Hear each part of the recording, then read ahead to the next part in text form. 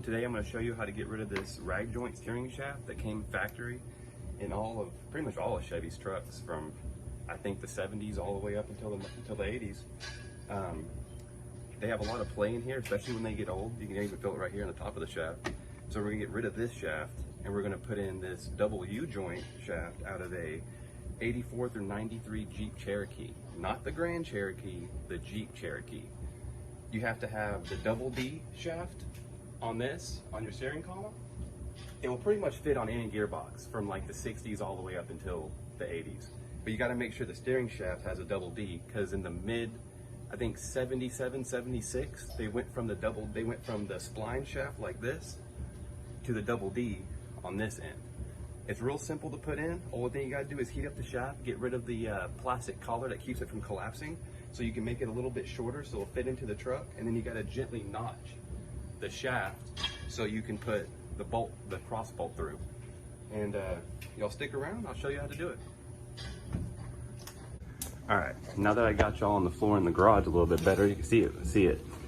This actually came out of a 93 OBS. I believe this will do all the way up to the 98 OBSs. You can even do it to the 77 C10s all the way up to the 87 C10s. I actually did this modification to my 78 C10 a while back, and I got a bunch of questions about it, so I figured I'd make a video on it. So it's real simple. All thing you gotta do is heat up this shaft right here. There's a little plastic collar that keeps this thing from collapsing. Once you get the collar out, the shaft will come apart and it'll be able to collapse. And before y'all get on the comments saying that it makes it dangerous, it's supposed to collapse. When you get into a wreck on the truck, you want it to collapse so the steering wheel don't go through your chest. So it's okay. You're even making it shorter, so it's gonna be structurally stronger anyways. It's gonna be just fine. I have it on my 78 C10 with a way more modified suspension than this truck will have, and it works just fine. Here, I'll show you how to do it. All right, so we're gonna start it by heating up the shaft. You can use one of these little bitty, plumber torches. You can put a MAP gas one on there, but the MAP gas tank is more expensive. So I just stick with the propane. Okay, just keep the torch moving. If you don't keep it at one spot, you won't even burn off the paint.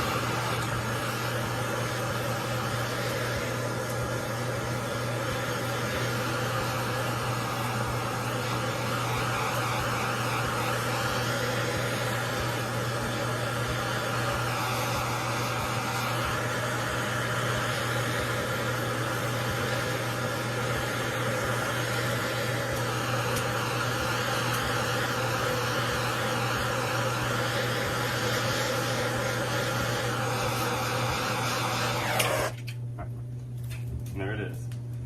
And you actually feel the shaft start to vibrate a little bit when the plastic starts to bubble within the shaft.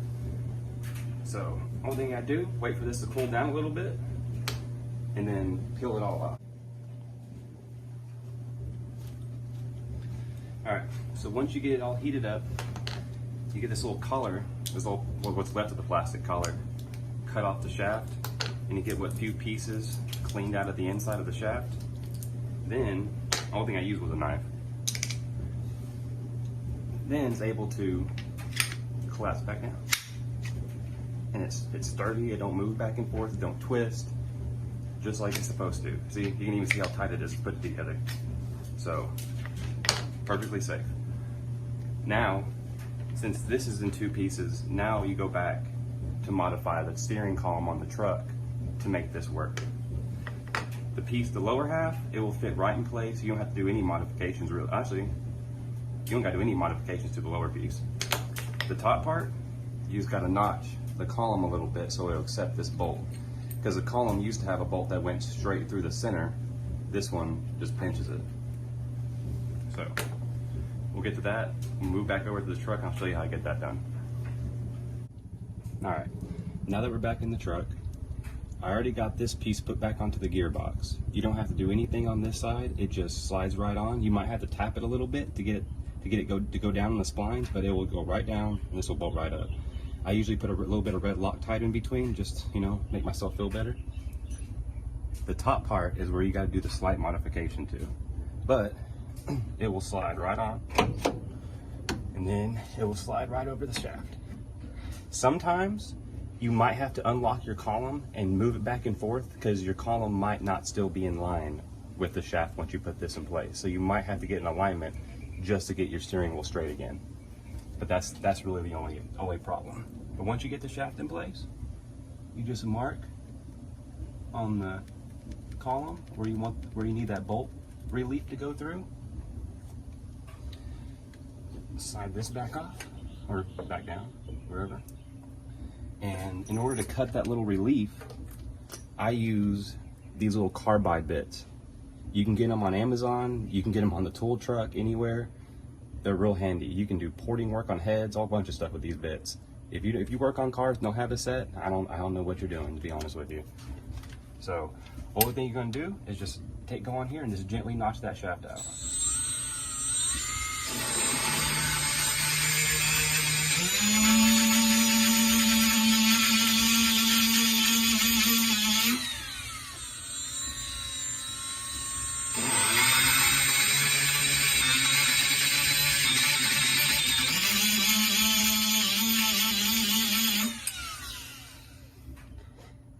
You always want to go and double check. See when you're going too far, or you need to go a little bit further.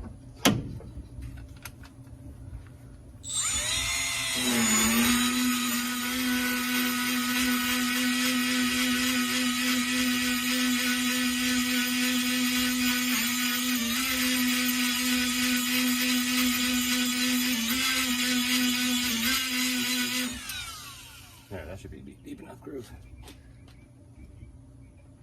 You need to slide the shaft in, see if the bolt fits now.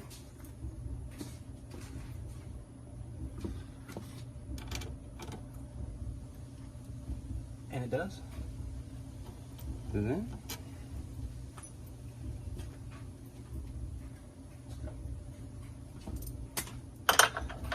Oh, don't want to lose that. Don't need that. Ah, it's trying to run from me. I'm not going to run. I'm going to use you. So I put a little bit of red Loctite on this.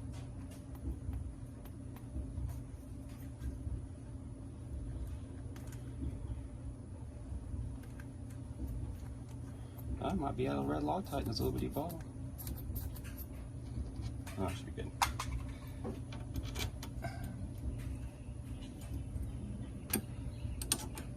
Tighten bolt down.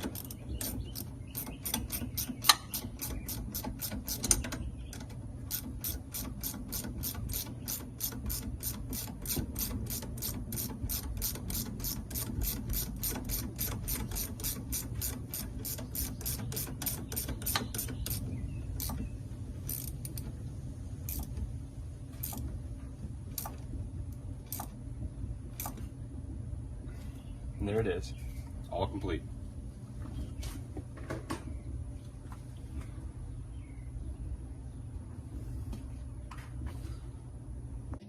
All right, there you go, guys. One of the easiest installs or upgrades you can do to one of these trucks. Very simple, and it does such a big improvement on the handling and the steering of the vehicle. Get rid of this old shaft. You don't need it. It's old, it's crusty. Throw it away. That's what I ordered it off of. I got it from Summit. That's the part number. That's the vehicle you're looking for.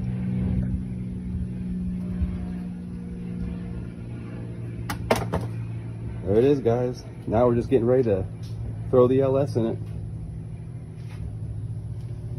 Get ready to throw this baby in there. Stay tuned for that one.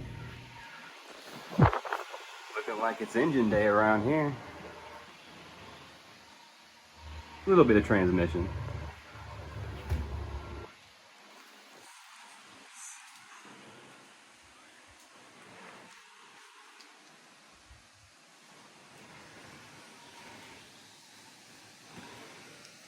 Yeah, look at all them motors laying around. Just waiting for something to go into. There it is, all bolted up.